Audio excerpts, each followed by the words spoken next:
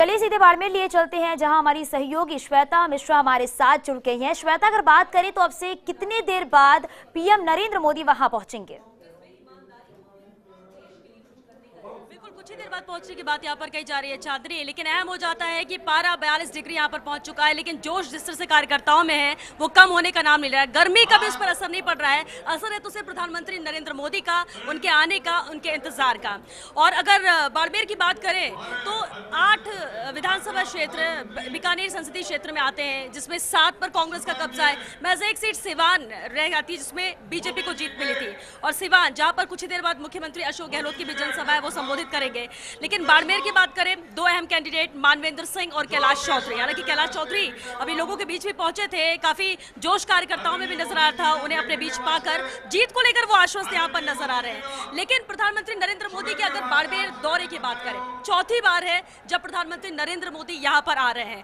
पहली बार गुजरात के मुख्यमंत्री रहते प्रचार करने आए थे, दूसरी बार 2014 चुनाव प्रचार के लिए आए थे लोकसभा के, तीसरी बार 2018 यानी पिछले साल ही वो आए थे जब रिफाइनरी का कार्य शुभारंभ उन्होंने किया था, और ये चौथी बार है जब 2019 के लिए प्रचार करने के लिए कैलाश चौधरी के समर्थन में वोट के लिए प्रधानमंत्री नरेंद्र मोदी यहाँ पर आ रहे हैं। यानी 15 महीनों में ये दूसरा दौरा है, और इस लिहाज से बेहद अहम बाड़मेर का दौरा प्रधानमंत्री नरेंद्र मोदी का है। जीत को लेकर जरूर यहाँ के प्रत्याशी आश्वस्त है, लेकिन कहीं ना कहीं अगर समीकरणों की बात की जाए तो मानवेंद्र सिंह यहाँ पर सामने है, किस तरह के यहाँ पर समीकरण बनेंगे उस पर भी सबकी नजरें रहेगी। हालांकि आने वाले जो ये 5 चरण है वो बेहद अहम है एनडीए के लिए, क्योंकि 357 सीटें हैं जिस पर वोटिंग होने वाली है आने वाले 5 चरणों में, और उन 5 चरणों में 2 चरण राजस्थान के भी शामिल है जिसमें 25 सीटें शामिल हैं, और ये निर्णायक बीजेपी के लिए रहेंगी, क्योंकि इन 357 सीटों में से 221 सीटें बीजेपी के खाते में रही हैं 2014 में। अब क्या उन 221 सीटों को बीजेपी बचा पाती है, उसमें प्लस कुछ हो पाता है इन 357 सीटों को लेकर, ये बड़ा चैलेंजिंग बीजेपी के लिए रहेगा। और इस तरह से मैराथन दौरे यहाँ पर प्रधानमंत्री नरेंद्र मोदी के। अब चलिए समीकरणों की बात कर लेते हैं, हमारे साथ सहयोगी योगेश शर्मा भी है, उनसे बात करते हैं। योगेश, बाड़मेर की बात करें, यहाँ के समीकरणों की बात करें और दोनों प्रत्याशियों की बात करें, कितनी कड़ी टक्कर है, और जिस तरह से सभा स्थल में भरा हुआ नजर आ रहा है, ये क्या मैसेज दे रहा है? देखिए, मालानी के इस स्टेडियम पर बहुत कम ऐसी सभाएं हुई हैं जहाँ इतने ज़्यादा संख्या में लोग पहुँचे हैं, और इससे पहले बाड़मेर की धरती गंवा रही है। यहाँ पर स्वाभिमान रैली की गई मानवेंद्र सिंह की ओर से, और उस समय भी पूरा राजपूत समुदाय और इसके साथ ही जो समर्थक कहे जाते हैं मुस्लिम भी बड़ी संख्या में उस रैली में आए थे। और उसके बाद हुंकार रैली हनुमान बेनीवाल ने यहाँ की थी आरएलपी के बैनर तले, उस वक्त भी यहाँ बड़ी संख्या में लोग आए। तो कैलाश चौधरी की इस रैली को उस रैली से आकर देखा जा रहा है। एक तो पाकिस्तान से ठीक 50 किलोमीटर पहले बाड़मेर का इलाका पाकिस्तान, यहाँ नरेंद्र मोदी कुछ बोलेंगे तो आवाज़ पाकिस्तान जाएगी जो कुछ ही दूरी पर स्थित है।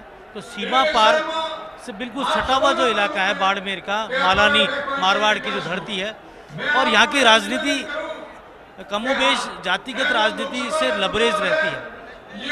जसवंत सिंह यहाँ से बहुत बड़े नेता रहे, जसवंत सिंह ने यहाँ से चुनाव जीता, और केंद्र में मंत्री रहे, वित्त मंत्री रहे, देश के रक्षा मंत्री रहे, विदेश मंत्री रहे, 3 बड़े मंत्रालय उस व्यक्ति ने यहाँ पर एक तरह से बाड़मेर का नाम पॉलिटिकल मानचित्र पर स्थापित किया।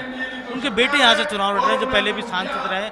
पार्टियाँ श्वेता बदल गई है, वो पहले बीजेपी में थे, बीजेपी छोड़ के अब कांग्रेस पार्टी के बैनर तले चुनाव लड़ रहे हैं। तो पूरा राजनीतिक समीकरण बदला है। लेकिन बाड़मेर में भारतीय जनता पार्टी ने जो जिस व्यक्ति पर दाव खेला कैलाश चौधरी पर, ये चौंकाने वाला दाव था, क्योंकि इसके बारे में किसी ने अपेक्षा नहीं की थी। कर्नल सोनाराम का टिकट कटा, एक आईपीएस अफसर का टिकट कटा, तो एक तरह से यहाँ पर जो जाट कार्ड खेला गया, तो तकरीबन 3.5 लाख के आसपास जाट समुदाय की आबादी है, और कमोवेश उससे थोड़ा सा कम मान लें हम राजपूत समुदाय है। तो एक तरह से कांटे की टक्कर इन दोनों समुदायों के बीच में राजनीतिक वर्चस्व की जंग इस धरती पर रहती है। उस राजनीतिक वर्चस्व को में कौन विजेता बनेगा ये अलग बात है, लेकिन भारतीय जनता पार्टी में कैलाश चौधरी को लाने का मतलब है कि सीमावर्ती अभी वहाँ क्या कुछ नजारा देखने को मिल रहा है? क्या वहाँ पर भी जो कार्यकर्ता हैं, जो लोग सुनने आए पीएम नरेंद्र मोदी को, उतना ही उत्साह, उतना ही जोश देखने को मिल रहा है वहाँ पर भी?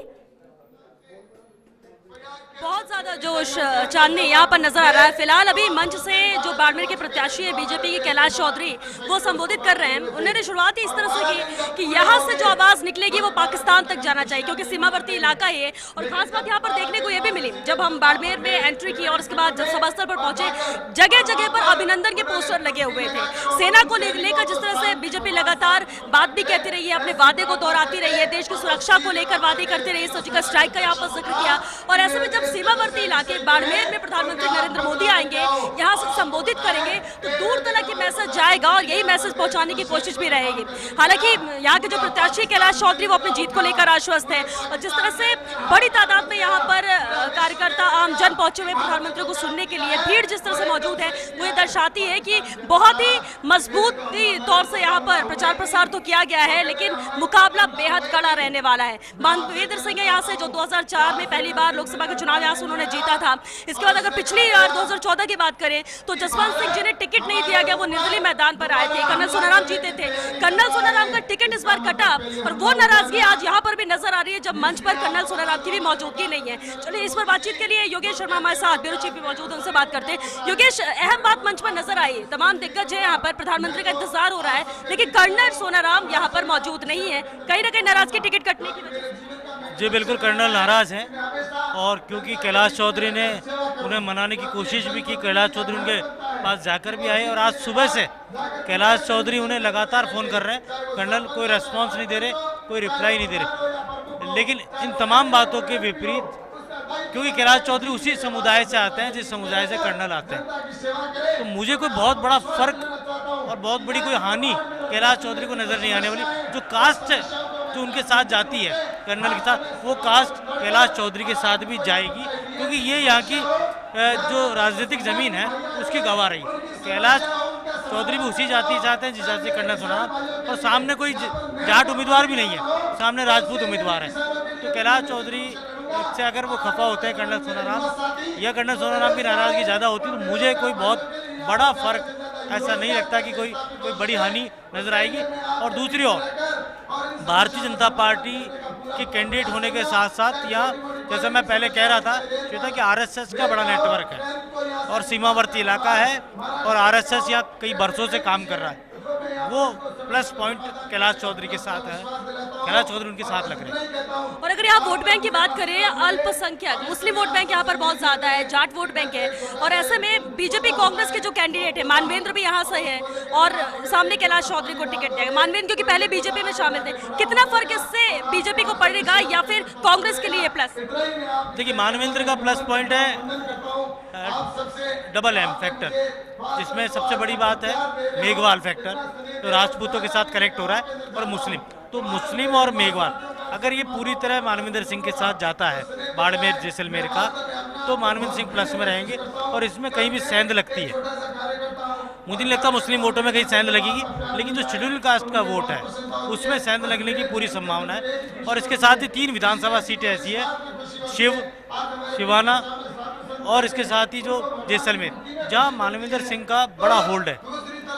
लेकिन जो हम बात करें कैलाश चौधरी की, तो बायतू, पचपदरा और बाड़मेर का इलाका ऐसा है जहाँ कैलाश चौधरी अप रह सकते हैं। चौटन में किसको बेनिफिट मिलेगा ये अलग बात है, वहाँ पर प्रतापपुरी का आश्रम भी है, राजपूत समाज के बड़ी पीठ है, प्रतापपुरी मंच में बैठे हैं, और कई बड़े राजपूत नेता भी इस वक्त मंच पे हैं। तो ये जो कॉम्बिनेशन दिखाने की कोशिश बीजेपी ने की है, जहाँ राजेंद्र राठौड़ है, जालम सिंह रावलोत है, सांग सिंह भाटी है, छोटू सिंह भाटी है, भोपाल सिंह बडला है, और इसके साथ ही जो सबसे बड़ी बात है स्वरूप सिंह भाटी, जो मानवेंद्र सिंह के साथ स्वाभिमान रैली में और स्वाभिमान रैली के प्रमुख आयोजकों में से थे, वो उनसे टूटकर यहाँ पर आए हुए। मानवेंद्र सिंह का प्लस पॉइंट है उनकी फेस वैल्यू, एक बड़ा कद उनका है, उनके परिवार का बड़ा कद है, उनके पिता का यह मान सम्मान रहा, उनके पिता को आदर सत्कार के साथ बाड़मेर की जनता देखते रही है, वही भाव मानवेंद्र के साथ भी रहा जाता है।